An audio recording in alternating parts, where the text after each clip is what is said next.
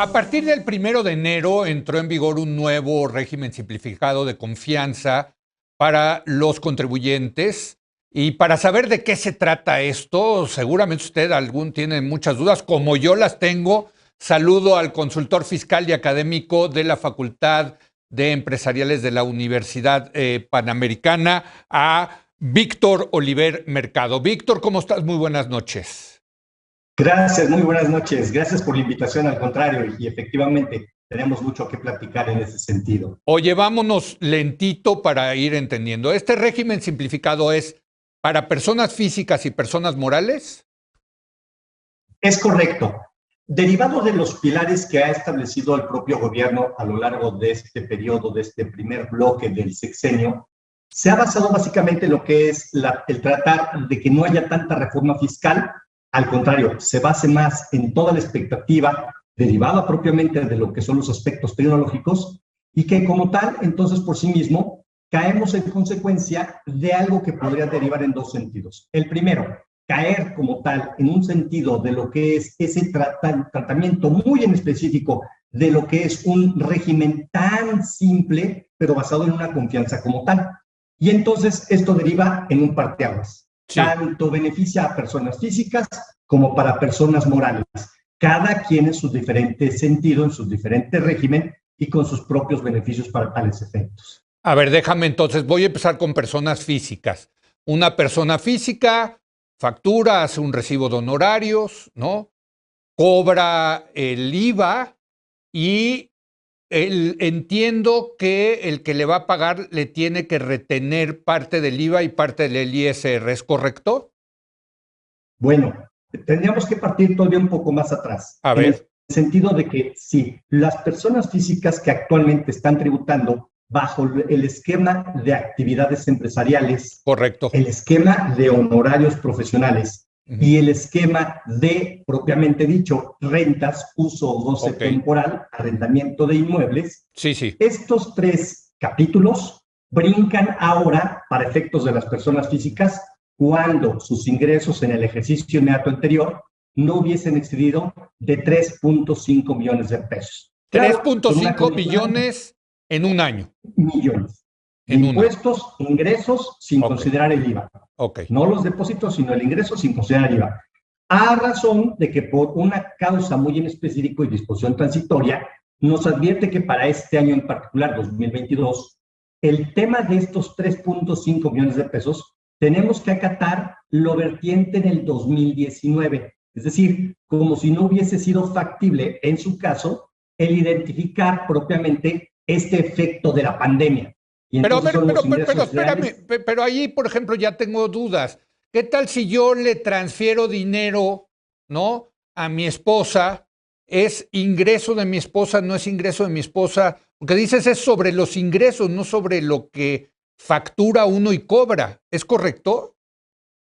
Sí, fíjate que tienes toda la razón en ese sentido y tenemos que acatar un punto también muy importante. Las personas físicas y morales, derivado de que ya estamos supervisados todo el tiempo a través de los sistemas electrónicos, el famoso comprobante fiscal digital por internet, conocido como CFDI, la autoridad ha tenido ya por sí misma que monitorear a través del famoso timbrado, en donde se entera perfectamente de los ingresos que está obteniendo cada una de estas personas físicas.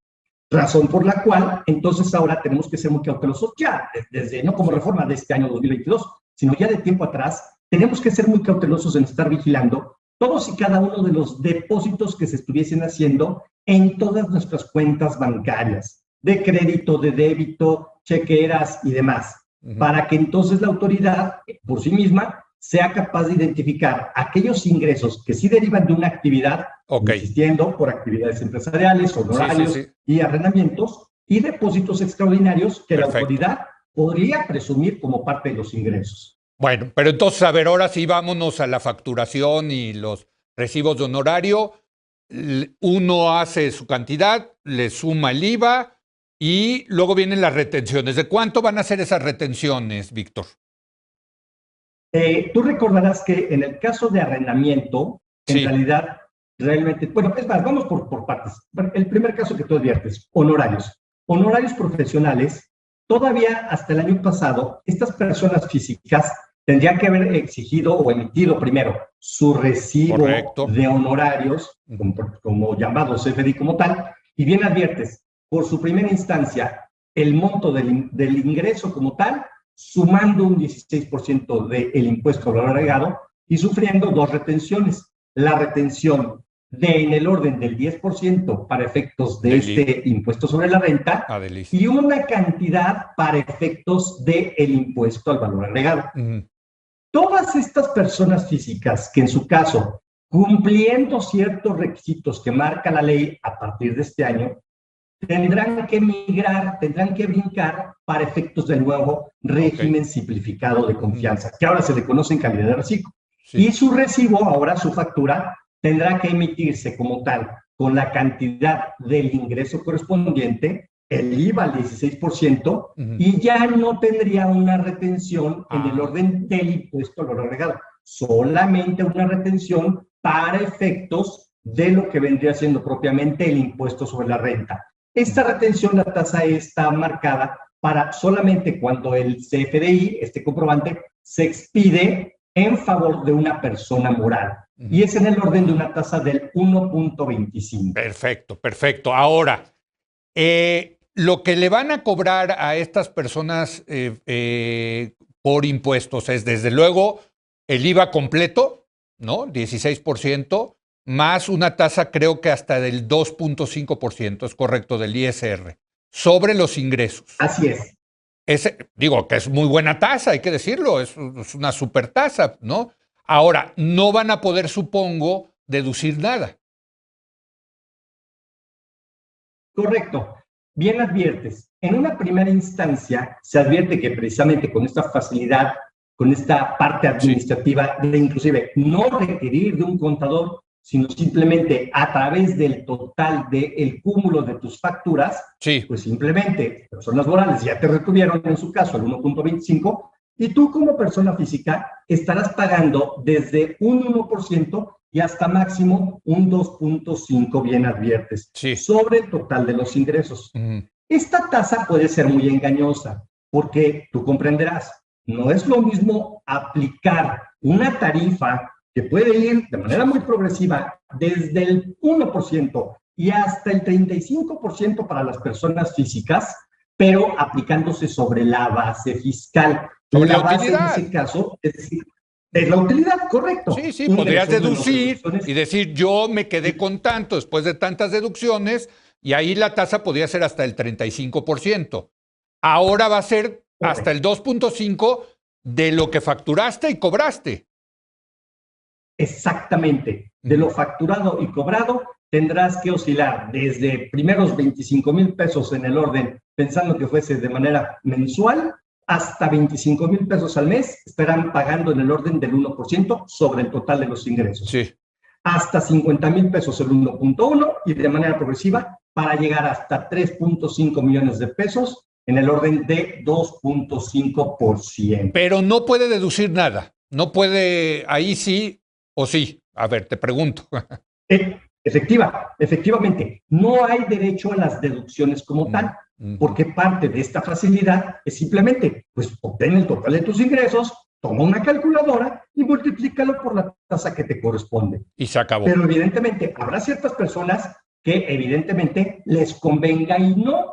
Habrá unos que digan, oye, pero es que yo tengo una base de ingresos menos deducciones que me está generando probablemente un total de ingresos de, déjame pensar, de 25,000 pesos al mes. Pero tengo deducciones en el orden de unos 10,000 y me estoy generando mis 25,000 pesos.